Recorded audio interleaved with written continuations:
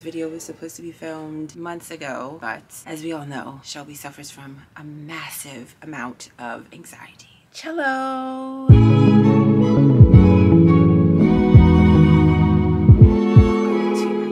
Welcome back to my channel. If you're new to this part of the YouTube streets, hi, I'm Shelby, otherwise known as Love Smiles Passion, and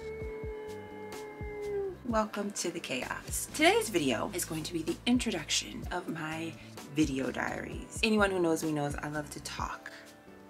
I love to sit and talk to the camera and just spew a bunch of stuff. If you watch my vlogs, you know Shelby can talk. You would think that somebody who likes to write stories is someone that can sit down and journal, but I can't. It's the way my brain functions, it just doesn't work that way for me. Without further ado, let's get into what we're talking about today. Years ago, I discovered a film called Rent. The film starred Idina Menzel, Taye Diggs, Rosario Dawson, just to name a few. And I was in love with it from the beginning. I loved the music, I loved the acting, I loved the story. I was sold on Rent. If you don't know what Rent is about, let me just give you a brief synopsis. Rent tells the story of a group of impoverished young artists struggling to survive and create a life in Lower Manhattan, East Village, in the thriving days of Bohemian Alphabet City under the shadows of HIV and AIDS. After watching the film, I went to the Googles, I went and did my little searches, and I found out that Rent is actually based on this musical of the same name, Rent, written by the late Jonathan Larson. I came to one massive conclusion that day. One conclusion: that I was going to be in Rent one day and I was going to play Mimi Marquez. And I know I'm black. I know I don't fit the aesthetic of Mimi. Most people don't look at Shelby and see Mimi, but you know what the kids say these days? Kids say manifest. And so that's what I was going to do. I was going to manifest this for me. It was going to happen. No ifs, ands, or motherfucking buts about it. And besides, there have been black and biracial women that have played Mimi. If they can do it, I know that I can do it one day as well. And I told myself when a theater company in my city decided to put on a production of Rent, I was going to audition and I was going to play Mimi. The problem was everybody and their mama would tell me that I couldn't play Mimi. You're Joanne. And I'm not gonna lie, Joanne is a great character. She sings one of, if not the best songs in the entire show, Take Me or Leave Me. That's not the point. Joanne's awesome. And would I love to play Joanne one day? Sure. That'd be great, but I wasn't going to play Joanne. I'm going to play Mimi Marquez. No ifs, ands, or buts about it. Earlier this year, while my boyfriend and I were on our way to our anniversary trip, I was on Instagram and I saw it. There was a theater company in my city that was going to put on a production of Rent.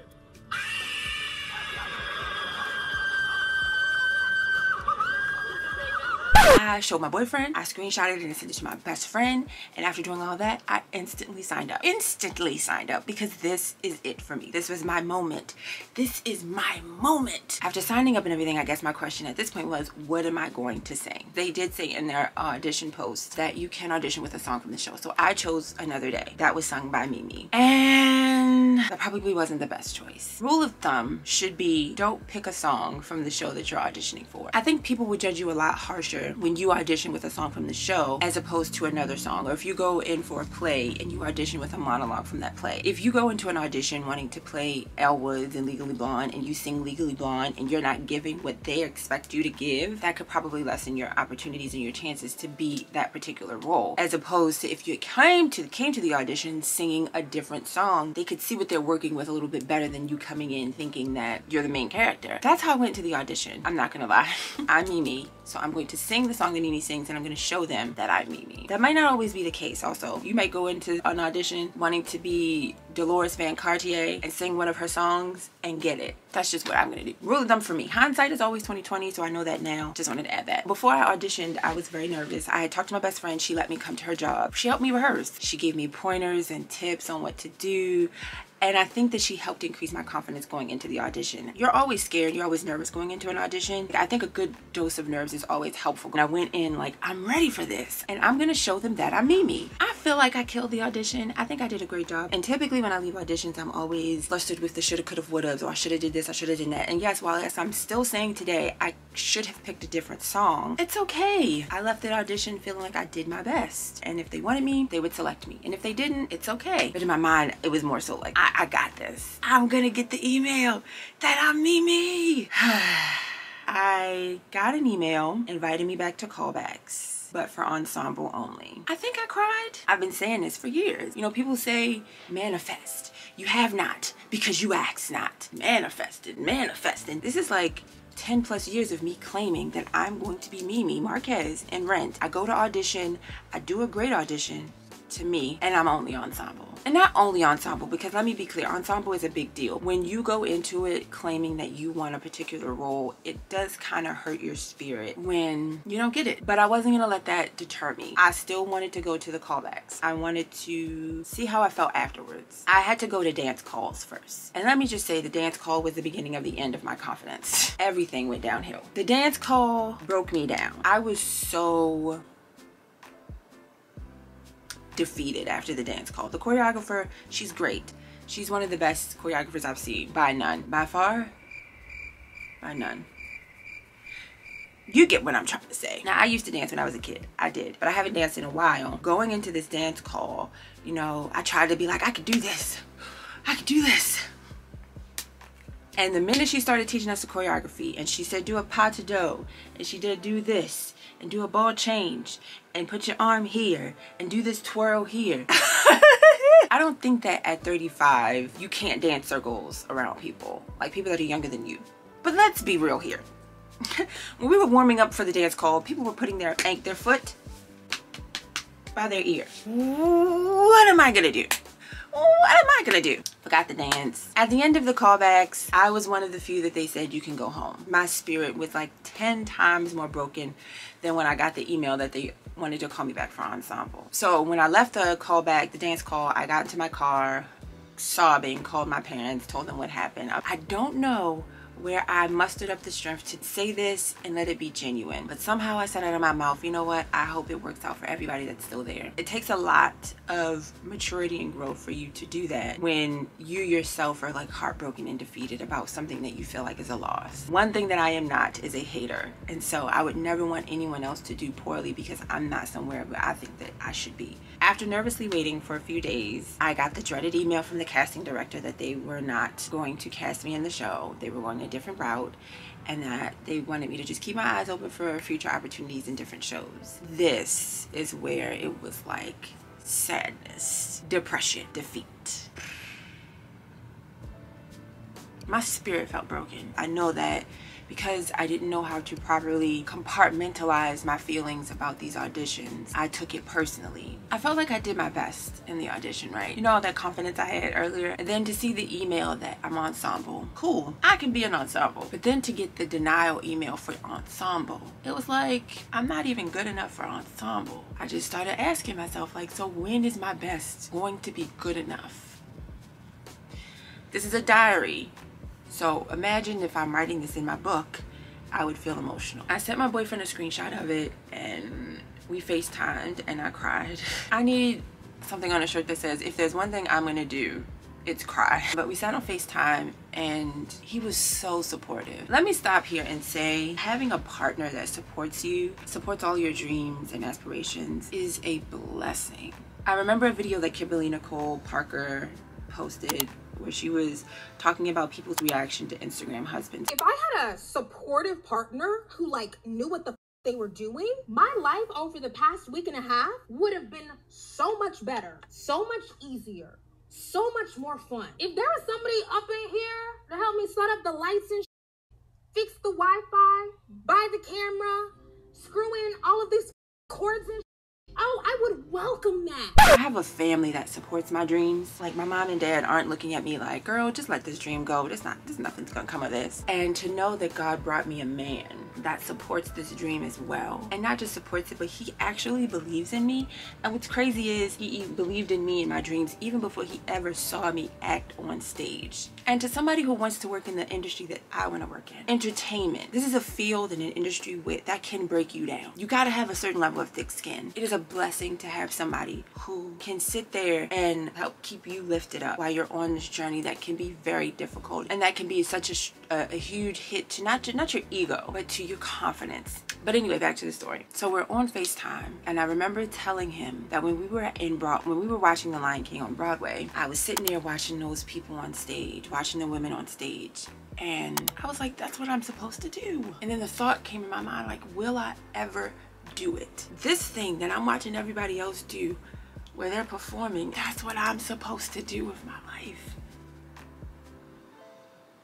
And this hit of not getting this show, that was my dream. It's like, will it ever happen? And my boyfriend says to me, no shade to anybody that was on that stage, because they did a wonderful job, but you are just as capable and you have just as much ability to get on stage and do what they did and do it just as good, if not better than them. But you have to believe that. Your mother can believe it, your best friend can believe it, your father can believe it, I can believe it, your family can believe it. But if you don't believe it, then it doesn't mean anything. In my journey of acting, I feel like I've got like 11 rejections.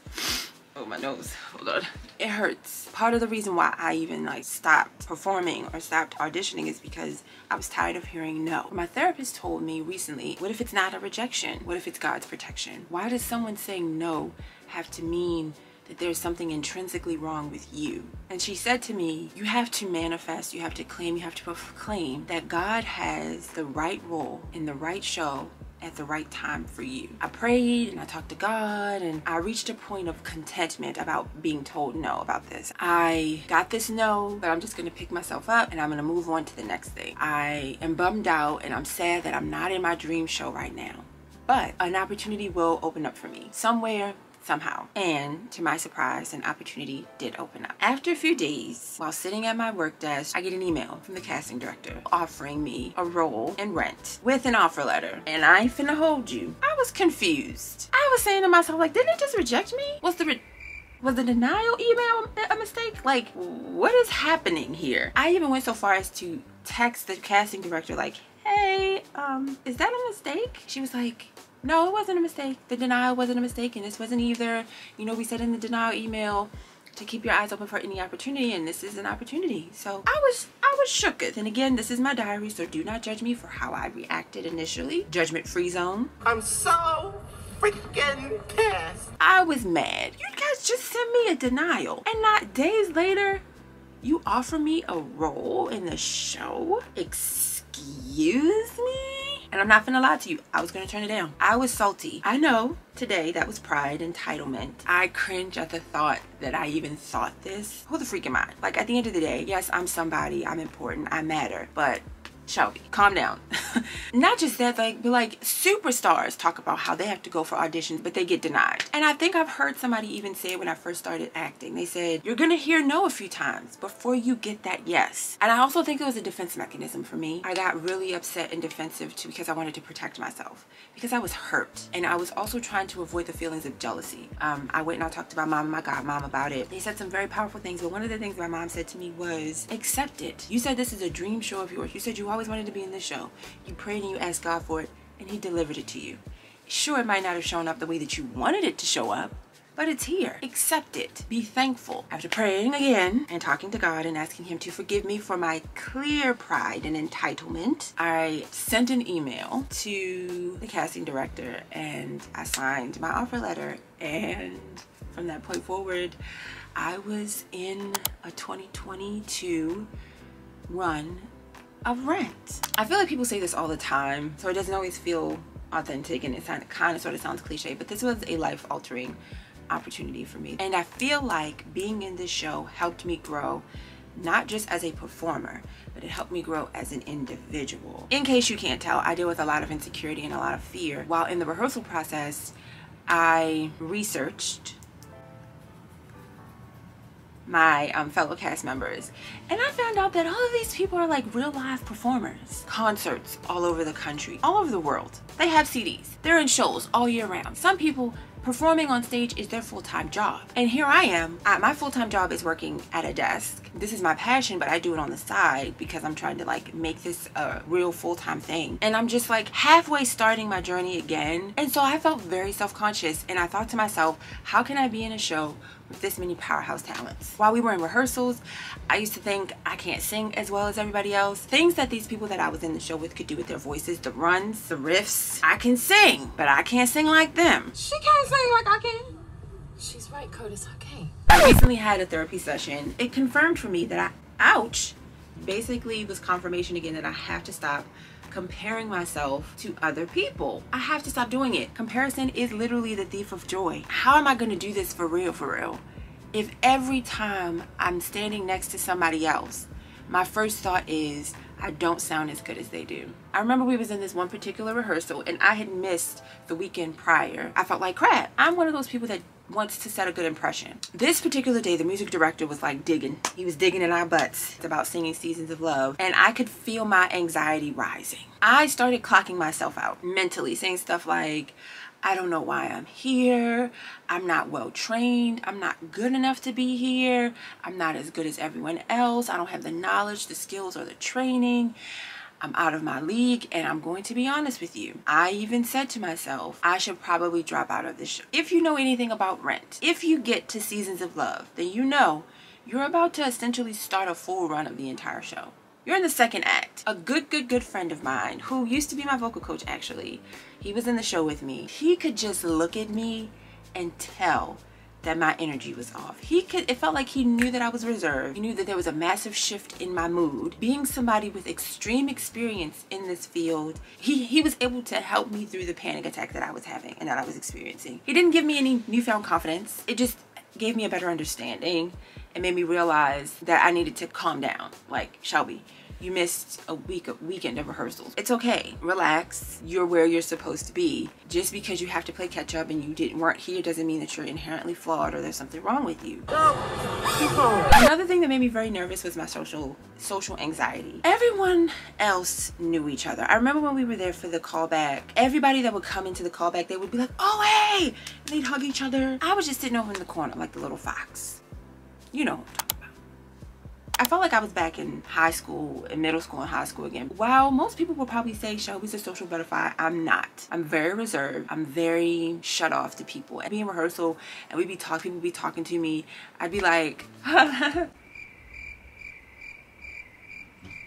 like, talking to a stranger is very uncomfortable for me. Don't try to do small talk with me. Clearly, these feelings have changed over time. Otherwise, I would not be doing this video. And I feel like God knew that I needed this experience of Rent. And I'm trusting that what God put in me is what a casting director or production team needs and wants. This production team saw something in me that they wanted, and I was where I was supposed to be. I was having so much fun out there. I had so much fun.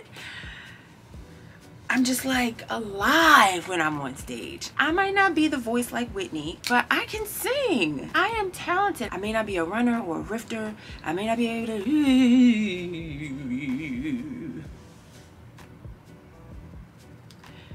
And I don't mean this in like an egotistical way, but if you aren't your biggest fan, like my boyfriend said, if you don't believe in you, how is anybody else gonna believe in you? How, Tashandra? How? I made so many friends in this cast, and I realized that when I want to be, I can be a social butterfly. I can be.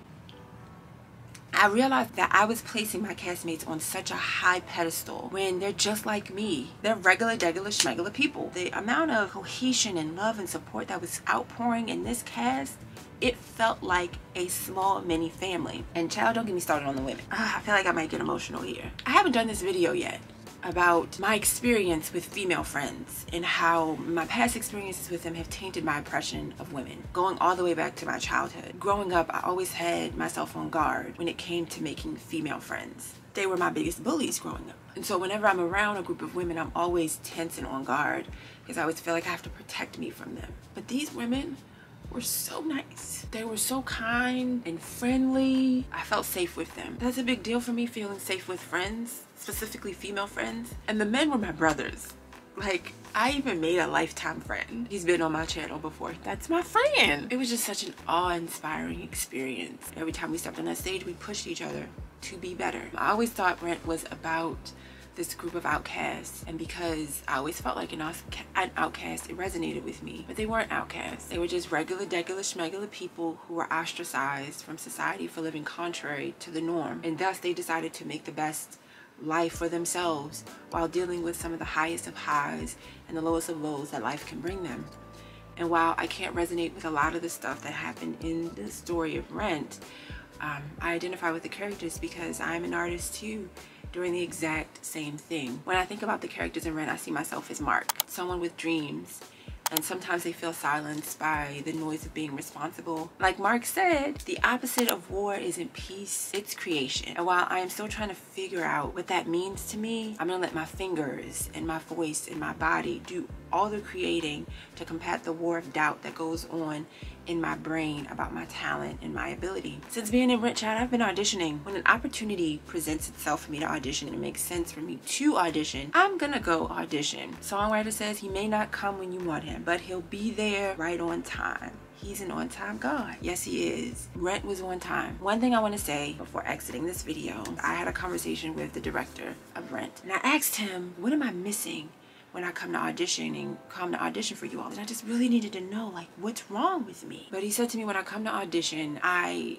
put on a caricature of what I think they want to see from me. I put on a mask, and they never really get to see Shelby. He said, we know that you can sing. We know you're talented. When you come to audition, we want to see you. And when you come in front of us and you give us what you think we want to see, I can't work with that. Yeah, that's me. I feel like I don't deserve to be in those rooms. The director of the show is like a Broadway actor. He acts on Broadway.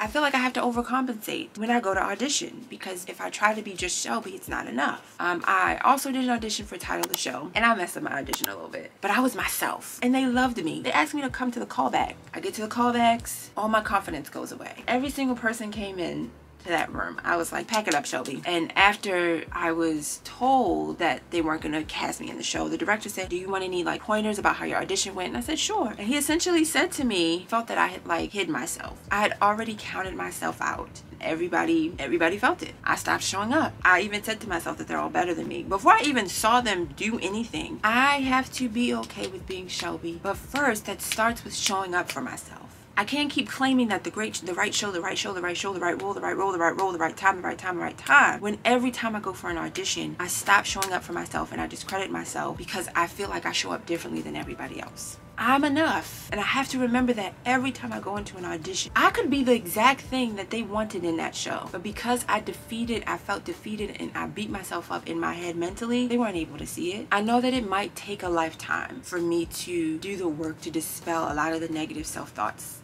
because this is not just a thing that happened overnight, but I want to do the work to stop. Feeling of freedom that I have today is insurmountable. I don't know if you are relating to any of this. I don't know if you feel like you're hitting a wall when it comes to your career or your passion, and it doesn't have to be acting. Remember that whatever it is that God put in you, it's something special, and what he gave to you to use at an appointed time. And when he's ready to call you to receive all that he has for you, you'll receive it and it won't miss you. What's meant for me won't miss me. When I think about Rent, I thought that I was missing out on an opportunity because I wasn't playing Mimi. But I gained so much more. I have to apologize for every ensemble member for ever thinking that ensemble is just ensemble. I wouldn't trade it for anything else. And again, I thank God because he knew.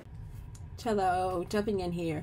I wanted to add this before the video ended. The woman that played Mimi in this run of Rent was awesome. I don't want to cry. She was awesome. Watching her every single night do what she did on stage to be Mimi, from Out Tonight to Goodbye Love. It was like watching a workshop on how to authentically play the character that you are playing. And watching her while being in ensemble was an inspiration on not just being Mimi in the future, but being any character. And it was a lesson on how to authentically portray the character that you're portraying on stage. So I just wanted to add that in there. Nobody in this show was placed in the wrong place. Everyone was where they were supposed to be.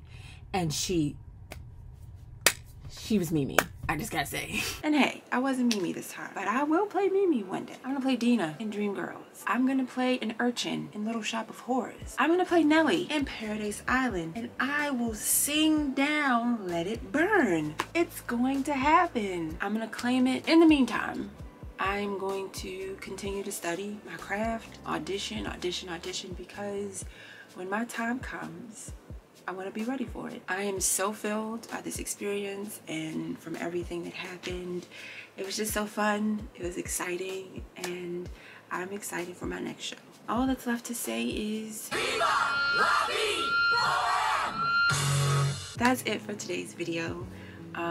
If you've enjoyed it, please leave a comment. And if you like the video, subscribe if you want to. There'll be more video diaries coming in the near future. Until next time. give love, don't forget to smile, and remember to always live your passion. Smooches!